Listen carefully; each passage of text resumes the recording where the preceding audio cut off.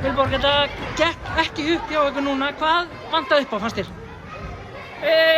Ákveðna í sóknina. Þær voru þvílíkt að breyta, varnaráherslum og voru, hvað maður að segja, reyna að rugla okkur í rímunum, hvað við ættum að gera og svona, mér fannst við bara ekki vera að svara nógu vel og fórum bara svolítið í handbolta einhvern veginn.